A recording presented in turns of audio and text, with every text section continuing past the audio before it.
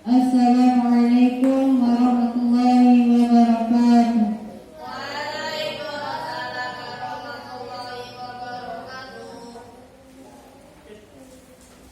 Innal hamdalillah nahmaduhu wa nasta'inuhu wa nastaghfiruh wa na'udzu billahi min shururi anfusina wa min sayyiati a'malina. May yahdihillahu fala mudilla lahu wa may yudlil fala hadiya lahu. Asyhadu an la ilaha illallah wa asyhadu anna Muhammadan 'abduhu wa rasuluh. Amma ba'd. Yang terhormat Ustaz Dr. Imam Mahmudi MPDI selaku Ketua Yayasan Insan Jalaki Adabi. Yang saya hormati guru beserta staf Yayasan Insan Jalaki Adabi dan teman-teman sekalian. Pertama-tama marilah kita panjatkan puja puji serta syukur kita atas kehadirat Allah yang telah memberikan kita beribu nikmat sehingga kita masih bisa berkumpul di dalam majelis yang insyaallah mubarak ini. Kedua kalinya salam beriringkan salam, tak lupa pula kita sanjung agungkan kepada baginda kita, suri tauladan kita yakni Nabi Muhammad sallallahu alaihi wasallam. Yang kita nanti-nantikan syafaatnya di yaumul akhir. Amin ya rabbal. Baiklah, duduknya saya di sini akan mengisi ta'lim iftar pada sore hari ini yang berjudul Jalan Menuju Surga. Dicatat.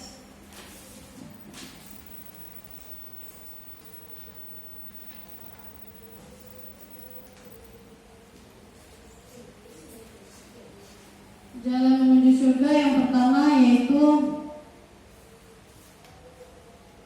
keutamaan menyebarkan salam.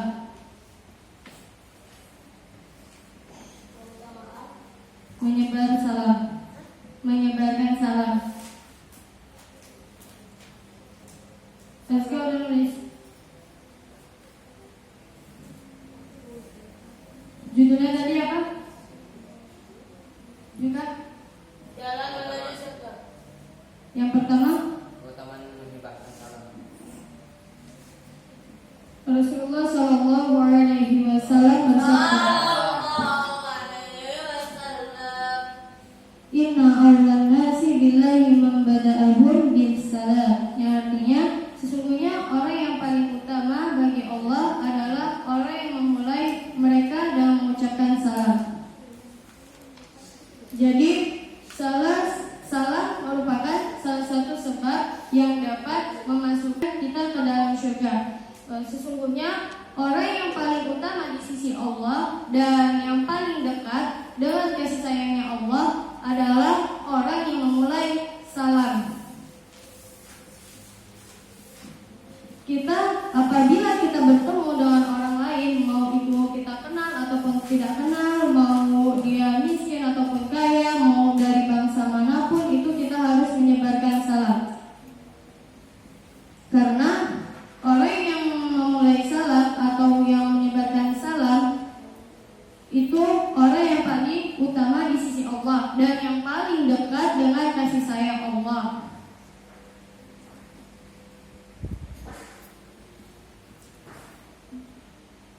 Dan orang yang menyebarkan salam yaitu orang yang paling besar pahalanya dan paling tinggi di sisi Allah. Barang siapa yang bertawadu atau rendah hati karena Allah, niscaya Allah akan meninggikannya. Jadi orang yang ingin menyebarkan salam atau yang mengutamakan menyebarkan salam yaitu orang yang ditinggikan oleh Allah derajatnya. Yang kedua yaitu pahala membantu Rizky dicatat.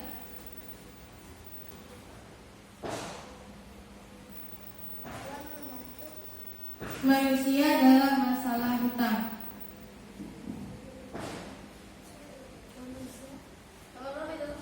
Dua. Dalam masalah hutang.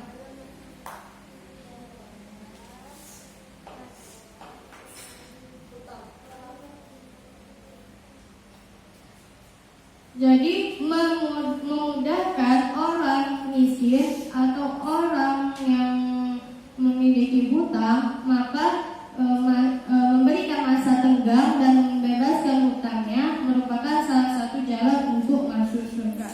Sebagaimana Rasulullah Shallallahu Alaihi Wasallam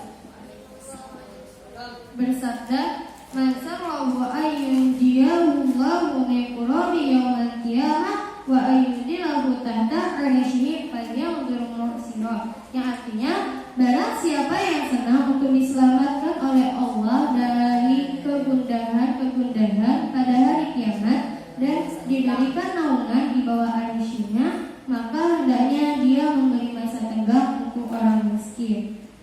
Nah,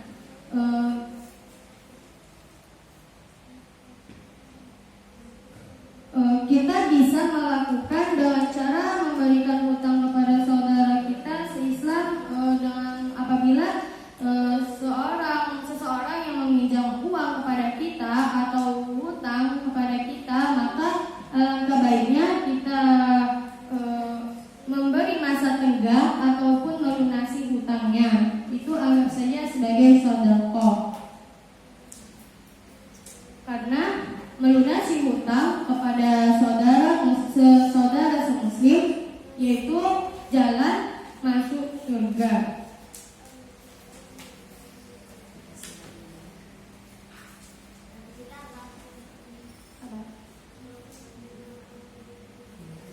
Yang ketiga yaitu keutamaan bersalawat kepada Nabi Muhammad SAW.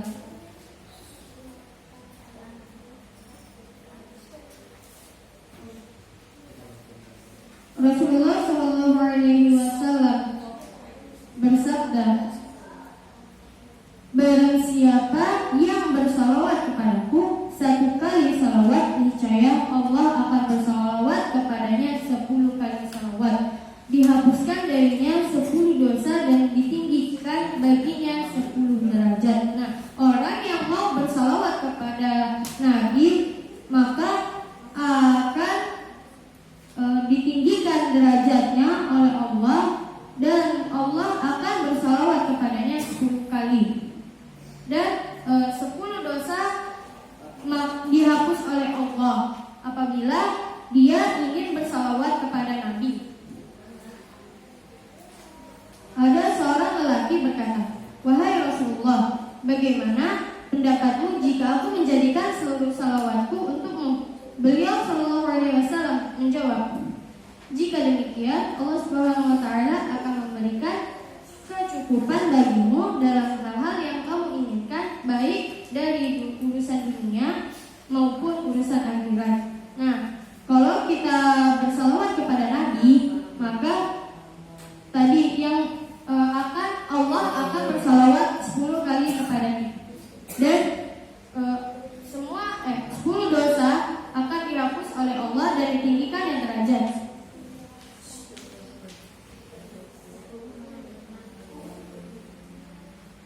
Dan orang yang paling utama untuk mendapatkan syafaatnya Nabi pada hari kiamat yaitu orang-orang yang paling sering bersalawat kepada Nabi.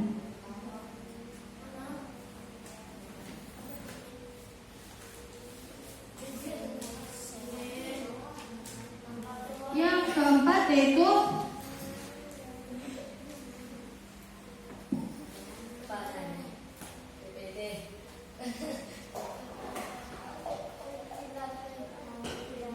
keutamaan membaca ayat kursi.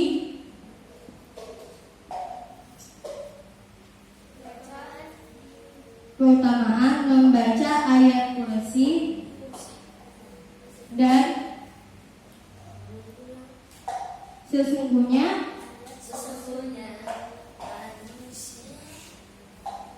ayat kursi adalah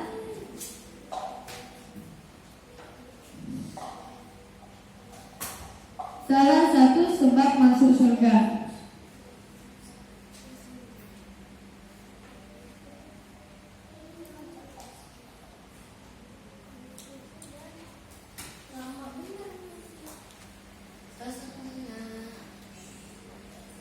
Rasulullah Shallallahu Alaihi Wasallam bersabda,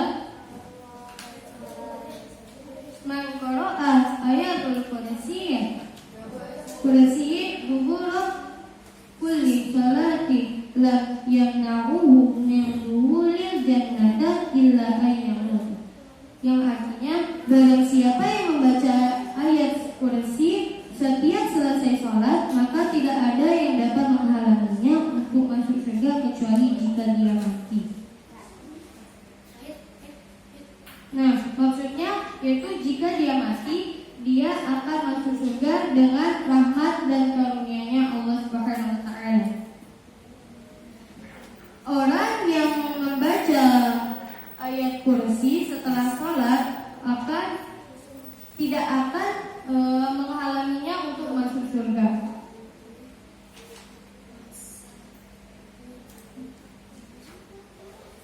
Lanjut yang kelima, yaitu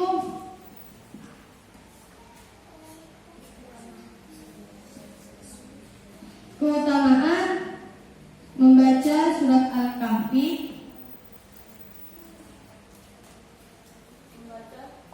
Surat Al-Kahfi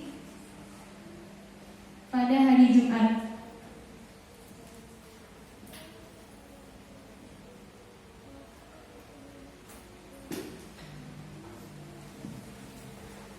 Rasulullah Shallallahu Alaihi Wasallam bersabda, "Man qara'a surat Al-Kahfi fi yaumil jumu'ati adha'ahu minan nuri ma baini jumu'atain."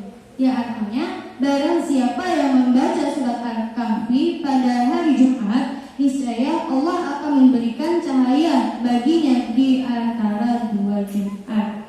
Nah, orang yang mau membaca surat Al-Kahfi akan Allah beri cahaya baginya di antara dua Jumat.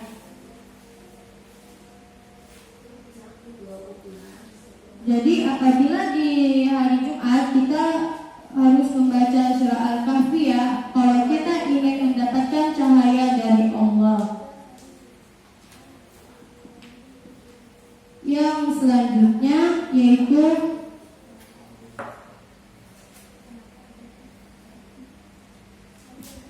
keutamaan membaca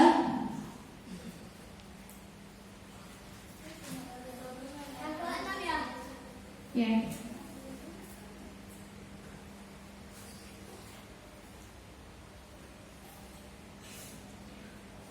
Berlin udah nyatet? Nanti ditanya ya. Keutamaan membaca Al-Qur'anul Karim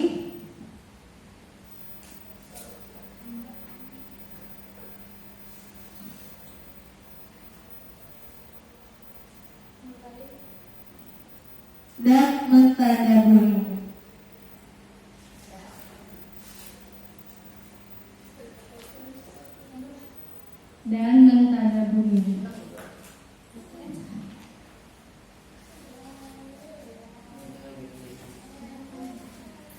Rasulullah Shallallahu Alaihi Wasallam bersabda, "Iqra'ul Qur'ana fa innahu ya'ti yaumal qiyamati syafi'an la ashari." Yang artinya, bacalah oleh kalian Al-Qur'an, karena sesungguhnya dia akan datang pada hari kiamat sebagai pemberi syafaat bagi para pemiliknya atau penghafal Al-Qur'an. Nah, kita harus membaca Al-Qur'an apabila kita ingin diberikan syafaat di hari kiamat kelak. Dan apabila kita sudah menghafal Al-Qur'an, maka kita harus menjaganya dengan cara murojaah dan terus murojaah.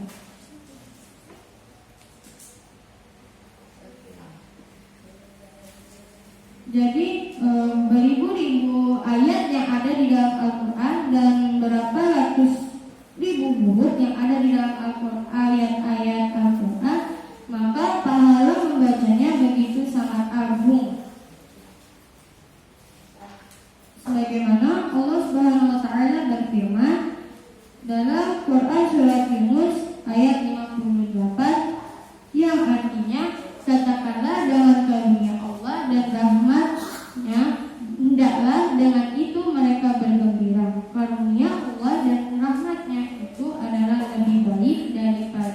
dari apa yang mereka kumpulkan. Selanjutnya yaitu dia mencintai surat Al-Ikhlas. Dia mencintai surat Al-Ikhlas.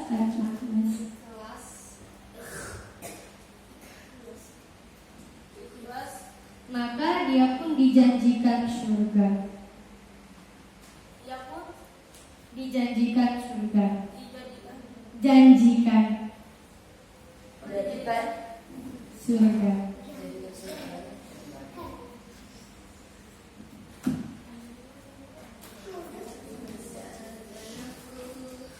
Dari Anas radhiyallahu anhu bahwasanya ada seorang laki-laki berkata, "Wahai Rasulullah, sesungguhnya aku mencintai surat ini, yaitu Qul huwallahu ahad atau surat Al-Ikhlas." Beliau sallallahu alaihi wasallam menjawab, "Sesungguhnya rasa cinta terhadapnya dapat memasukkanmu ke surga." Nah, kalau kita menyukai atau mencintai surat Al-Ikhlas, maka itu salah satu cara kita untuk dapat masuk surga. Itu salah satunya. Kalau kita ingin masuk surga, maka kita harus menyukai surat Al-Ikhlas. Itu salah satunya. Selanjutnya yaitu sebuah rumah di surga.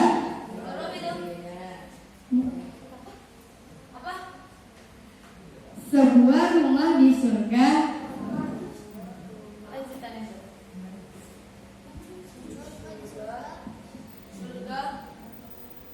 untuk orang yang membaca surat Al-Ikhlas 10 kali.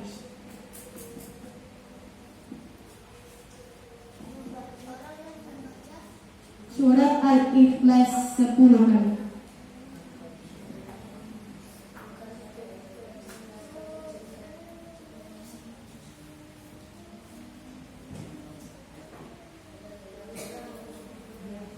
Jadi orang yang membaca surat Al-Ikhlas 10 kali akan Allah bangunkan untuknya sebuah rumah di surga. Nah, kita sudah mencintai, maka kita masuk surga, dan kita membaca surat Al-Ikhlas itu 10 kali, maka akan Allah berikan rumah di surga.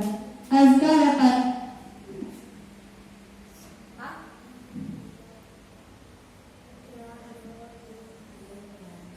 Kalau kita membaca surat Al-Ikhlas 10 kali, mau dalam keadaan apapun, apalagi kita sebelum tidur, kita berwudu dan membaca trikul ya, yaitu surat Al-Ikhlas, Al-Falaq dan An-Nas dan ayat kursi. Maka kalau kita membaca surat Al-Ikhlas 10 kali, maka akan Allah bangunkan rumah di surga. Selanjutnya yaitu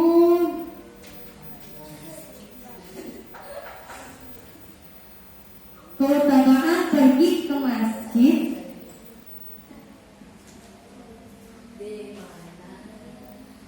untuk mempelajari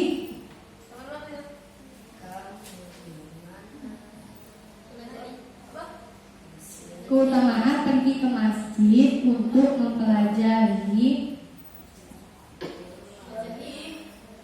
atau membaca Al-Quran, untuk mempelajari atau membaca Al-Quran.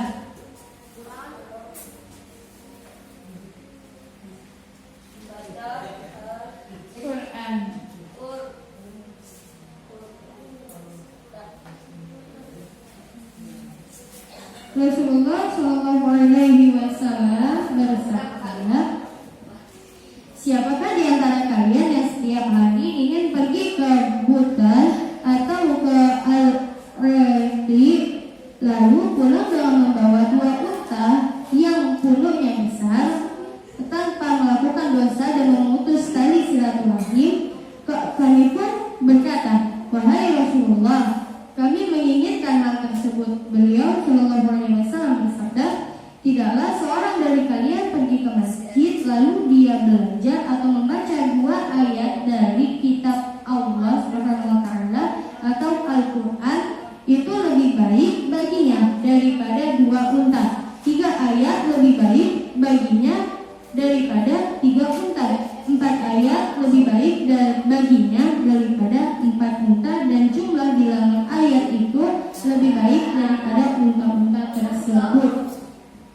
Nah, maksudnya Butan adalah nama tempat dekat dengan Madinah, dan Al-Raqi adalah lembah yang ada di Madinah. Maksudnya yaitu sesungguhnya orang yang pergi ke masjid lalu mempelajari atau membaca 2 ayat dari kitab Allah adalah lebih baik daripada 2 ekor unta yang kedua punuknya besar.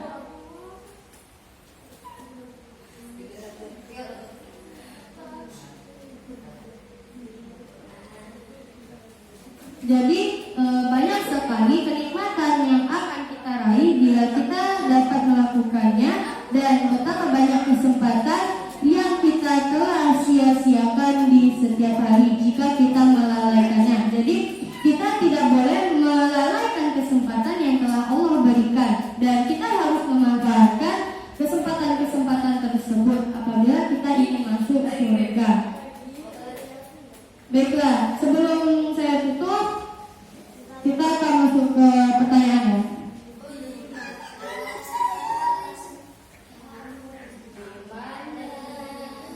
Coba Rizky bacain yang tadi, yang poin-poinnya.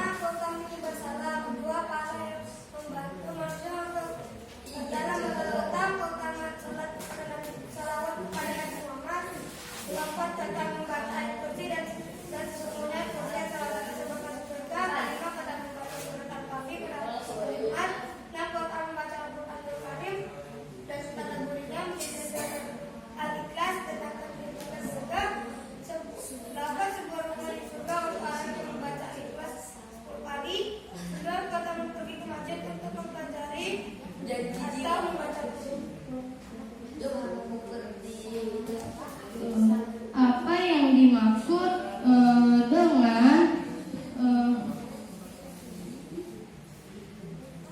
pahala membantu manusia dalam masalah hutan? Repan, apa itu yang dimaksud dengan membantu manusia dalam masalah hutan?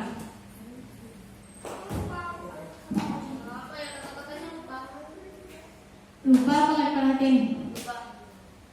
Iya, lupa. Kamu di mana? Di sini. Baik, sebutin poin-poin yang tadi. Rekan, sebutin poin-poin yang tadi. Karena kamu nggak bisa jawab. Keutamaan menyebarkan salam. Yang kedua, pahala membantu manusia dalam masalah hutan. Dan yang ketiga, keutamaan sholawat kepada Nabi Muhammad Sallallahu Alaihi Wasallam. Yang keempat, keutamaan membaca ayat kursi. Dan sesungguhnya adalah